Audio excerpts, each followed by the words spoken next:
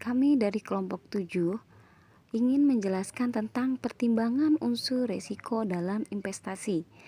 Pengertian investasi menurut Otoritas Jasa Keuangan atau OJK, yakni penanaman modal biasanya dalam jangka panjang untuk pengadaan aktiva lengkap atau pembelian saham-saham dan surat berharga lain untuk memperoleh keuntungan. Contoh investasi yaitu saham, surat berharga, deposito, obligasi, menabung, asuransi, dan reksadana.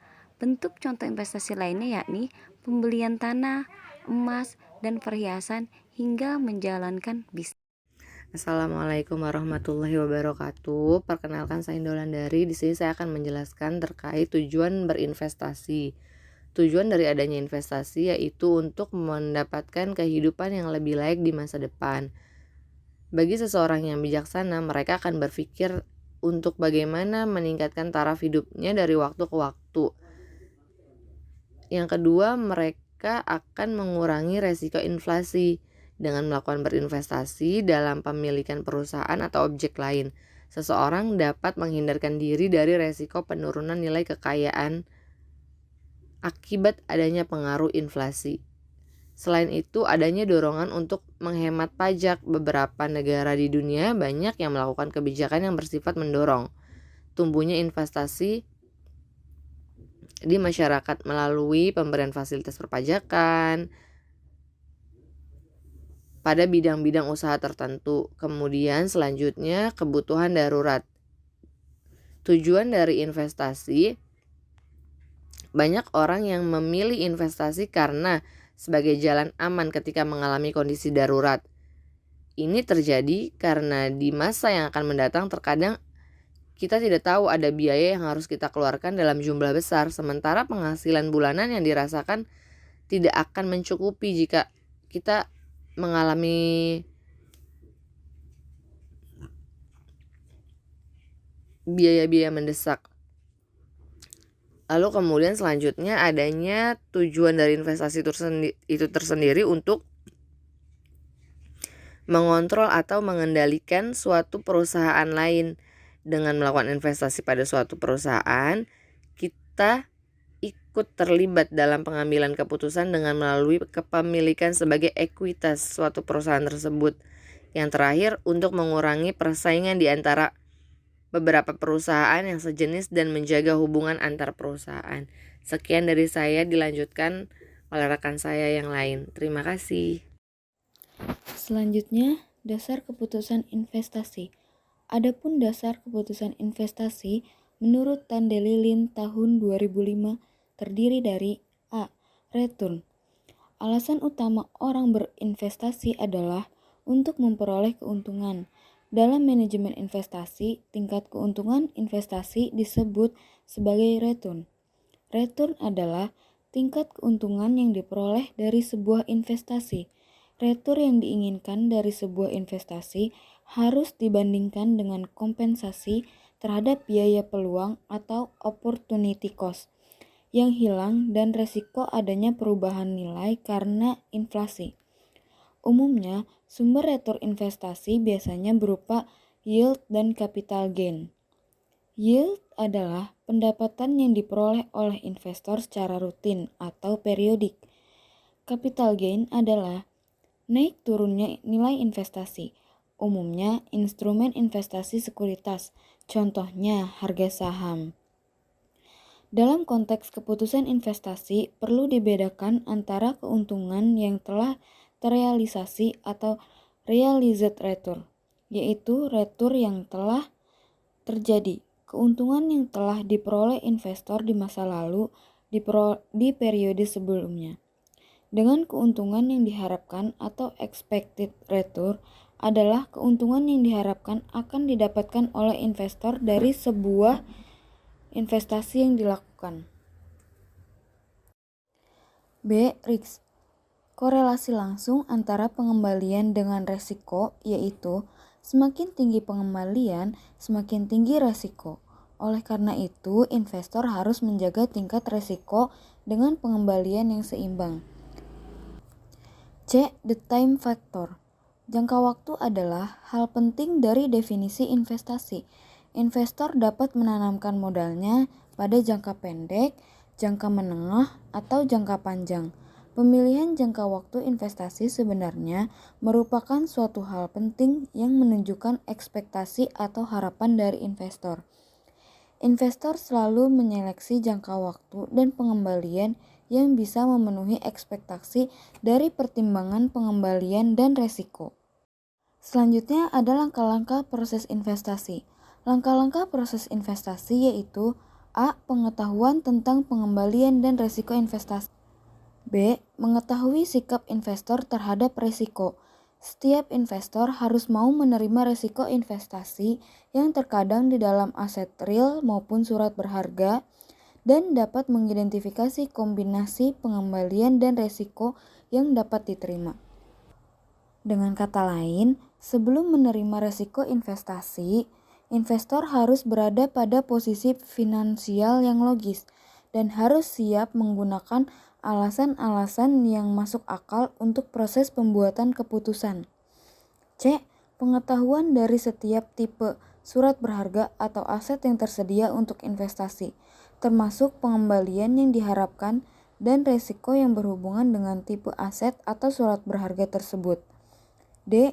Memilih beberapa surat berharga atau aset yang dapat memberi suatu pengembalian dan resiko yang dapat diterima berdasarkan kebutuhan-kebutuhan dari investor tertentu.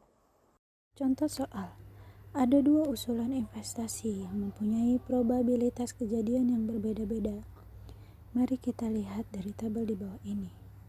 Usulan investasi proyek A pada probabilitas 0,10 dengan aliran kasnya 10 juta, 0,20 dengan aliran kasnya 11 juta, 0,40 dengan aliran kasnya 12 juta, 0,20 dengan aliran kasnya 13 juta, 0,10 dengan aliran kasnya 14 juta. Dan untuk usulan investasi proyek B pada probabilitas 0,10 dengan aliran kasnya 8 juta, 0,25 dengan aliran kasnya 10 juta, 0,30 dengan aliran kasnya 12 juta, 0,25 dengan aliran kasnya 14 juta, dan 0,10 dengan aliran kasnya 16 juta. 1. Hitung besarnya nilai yang diharapkan dan standar deviasinya. Yang kedua, hitung besarnya COV. Dan yang ketiga, berikan kesimpulannya.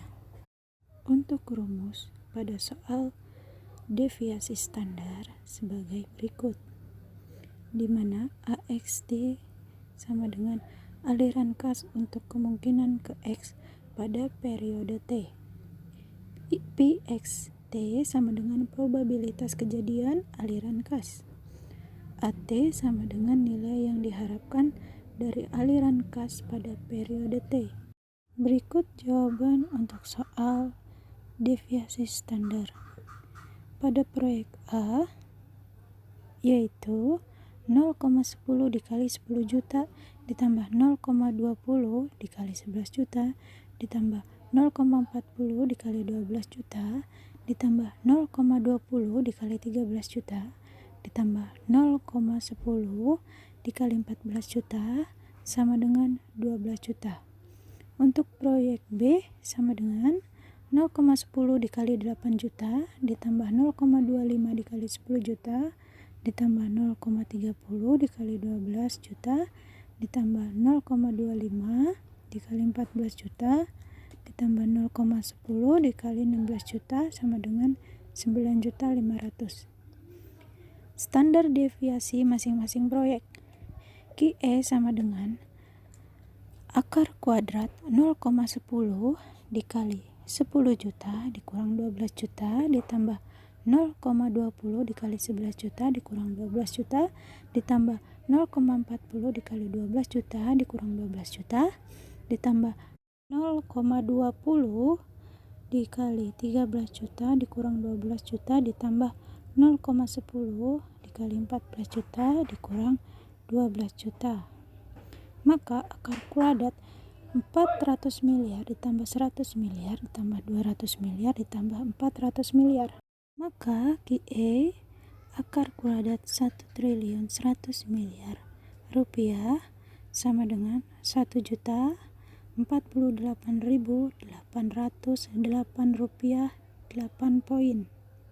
Untuk Ki B sama dengan akar kuadrat 0,10 dikali 8 juta dikurang 9.500.000 ditambah 0,20 dikali 10 juta dikurang 9.500.000 ditambah 0,10 dikali 12 juta dikurang 9.500.000 ditambah 0,25 dikali 14 juta dikurang 9.500.000 ditambah 0,10 dikali 16 juta dikurang 9.500.000. Maka Ki B sama dengan akar kuadrat 125 miliar ditambah 62,5 miliar ditambah 1.875 miliar ditambah 5.062,5 miliar ditambah 4.225 miliar. Maka hasilnya akar kuadrat 11.455 miliar sama dengan 3.383.784 rupiah 9 poin.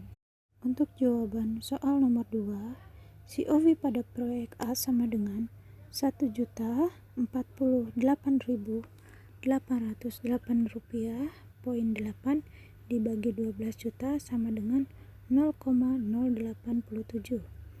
Untuk COV proyek B sama dengan 3.383.784 9 poin dibagi 9.500.000 hasilnya 0,356. Untuk kesimpulannya, yang pertama, proyek B mempunyai standar deviasi lebih besar daripada proyek A, menunjukkan penyebaran besar dan kemungkinan hasil yang diperoleh juga akan lebih besar bila dibandingkan dengan proyek A. Yang kedua, proyek B mempunyai risiko yang lebih besar daripada proyek A karena COV proyek B sebesar 0,356 dibandingkan proyek A sebesar 0,087. Yang ketiga, proyek yang dipilih proyek A karena mempunyai standar deviasi dan COV yang lebih rendah daripada proyek B.